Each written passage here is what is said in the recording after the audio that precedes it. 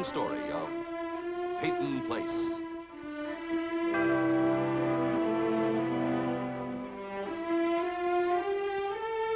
Starring Lee Malone as Constance Mackenzie, Warner Anderson as Matthew Swain, Ed Nelson as Michael Rossi, Mia Farrow as Allison Mackenzie, Ryan O'Neal as Rodney Harrington, and Barbara Parkins as Betty Anderson.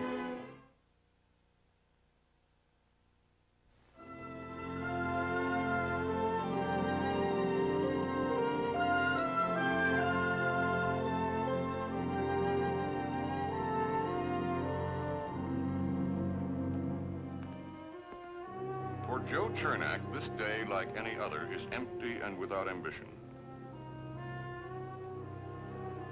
For Rodney Harrington, it is a special day, a day of ultimatum. And Joe knows it. Knows that Rodney is determined to stop him from trying to break up Norman and Rita. To be his brother's keeper is not a role that suits Rodney, yet the savage beating that Joe gave Norman drives him to an ultimate decision. Find Joe Chernak and bring to an end the torment that he has caused.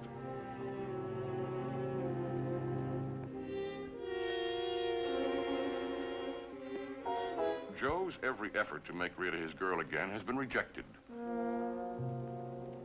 And now the sum of those rejections becomes a toilsome burden for Rodney.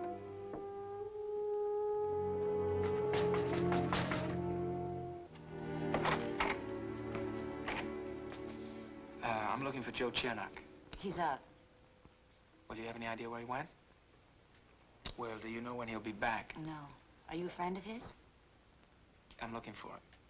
That's not what I asked. Who are you? I'm Joe's sister, Stella. Who are you? I'm Rodney Harrington. Tell your brother I was asking for him. Come in a minute.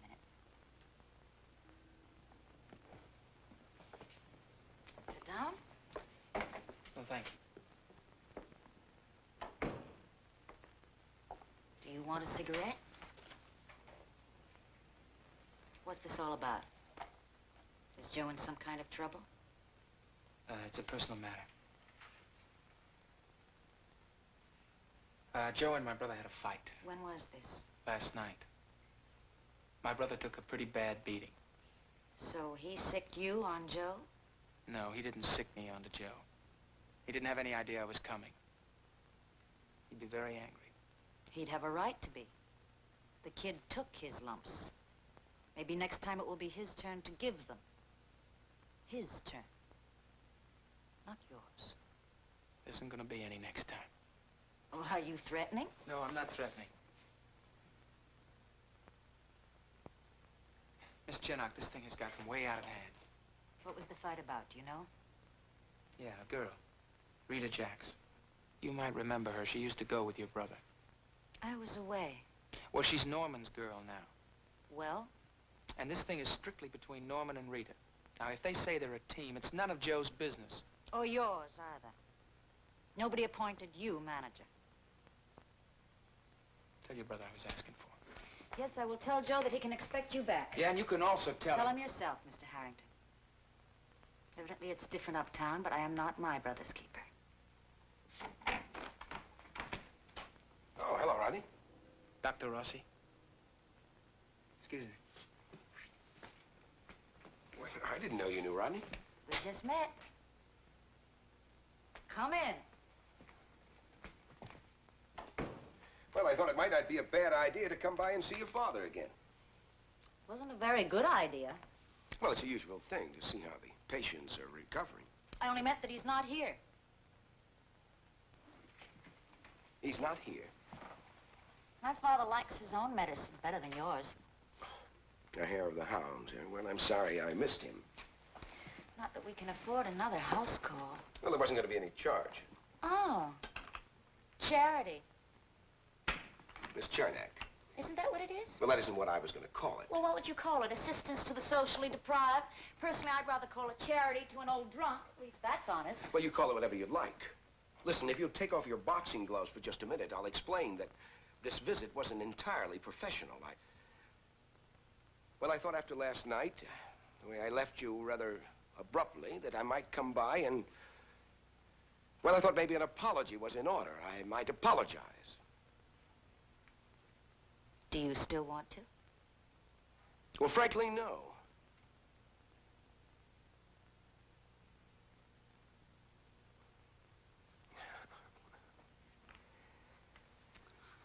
I was just going to fix some lunch. You want to stay? Yes, well, I can't. I have to go to the hospital Oh, now. well, next time. Look, I think if we're going to meet again, maybe it ought to be under more neutral territories.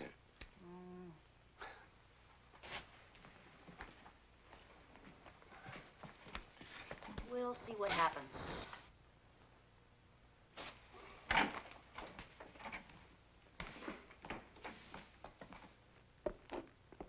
Well, goodbye.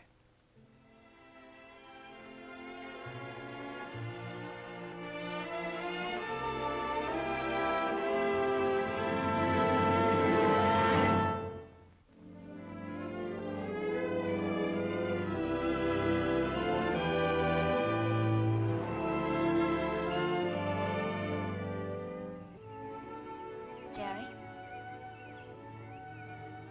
I've been watching you. Better make sure none of your parishioners watch you watching me. I have a feeling if they were watching, they'd approve. Thank you, kind sir. I've been thinking about us a great deal. You have?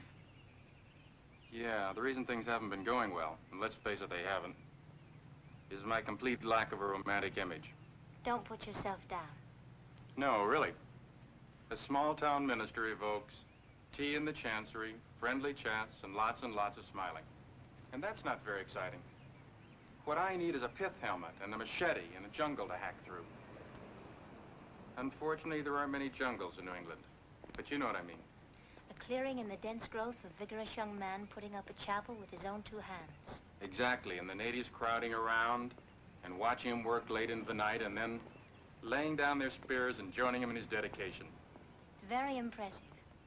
Say, I wonder whether they sell pith helmets at the chandlery.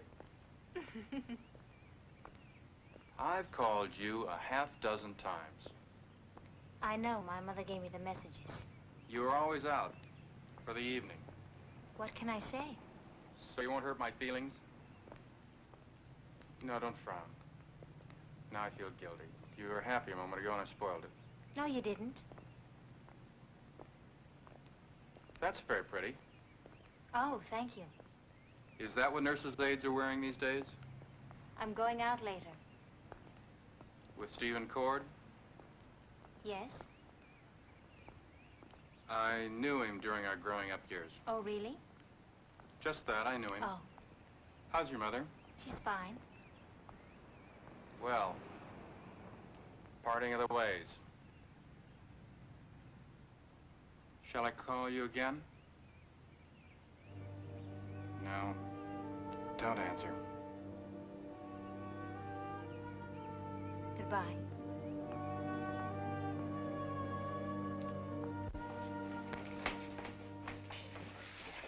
Ah, there you are. I'm starved. Oh, I'm sorry, late, sweetheart. With the pace of the Clarion, it's much faster than I expected. This long-distance runner here has shown me every beat of the dead gallop, and he isn't even winded. That's because of good, clean, dull living, which I intend to remedy shortly. Allison? Not even a hello? Oh. Hello. Hello, Uncle Matt. Well, why don't you two go on? Now you know why we're splurging and taking you to lunch. And you know why I'm begging off. But you promised to give us one more chance to wear you down. But I'm not always as honest as I look. Now, Matt, you know Connie when she makes up her mind about a dinner party. A simple evening with a few friends. A bon voyage present. Elliot, you'll find out one of the greatest tortures you have to go through as an editor is the farewell party. The platitudes and pontification, not to mention the white lies, are harder to digest than the chicken croquettes. There wouldn't be any of that, and you know it. I'd rather just slide out of town at my own speed. Now, brass band will just get in the way. Come on, you said you were hungry. Let's go. Well, I haven't given up yet.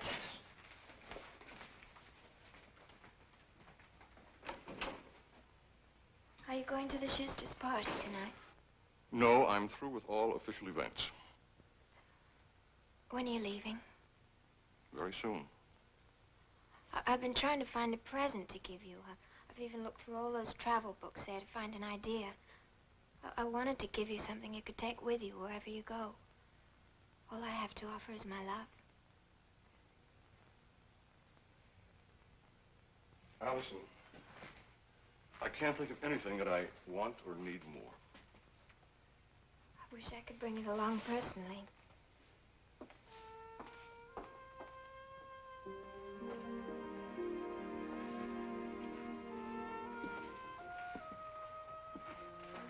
Allison, You're doing what I only dream about. you have plenty of time. You said that was always your excuse, too. Don't you have room for one small stowaway? Now, why, Allison? Because I'm selfish. Because I won't have you to turn to anymore. But you have someone else now. Yeah, but we've always understood each other. You've always been there. You mean you and your father don't? I thought we were beginning to. Until he wrote that letter to the editor about David Schuster. You see, we try to talk. We always end up shouting at each other. Well, that's because you care. We never shouted, Uncle Matt. Are you leaving because you think nobody needs you anymore? You know why I'm leaving. I need you. Because we don't shout at each other? Because we can talk without shouting. We don't even need to talk at all. Allison, when you were a very little girl, you used to come rushing into my office and grab a hold of my trouser's leg when I was typing. It didn't bother you that I was very busy. You insisted that I read a story to you. And you'd sit staring at me and pulling my trousers until I did. Did I bring my own book? Oh, no. You made me shape my hands in the form of a book like this and pretend I was reading aloud. Of course, I told you a story, whatever popped into my head. And I had to make believe I was turning the pages. And not too fast. You wouldn't permit it. You see, you were fascinated by the illusion. I don't think I've outgrown that. Allison, I think you have. I think you're ready now to look at anything straight on and recognize it for what it is. And if I didn't think so, I wouldn't go as far as the corner. I miss you, Uncle Matt. That's permissible.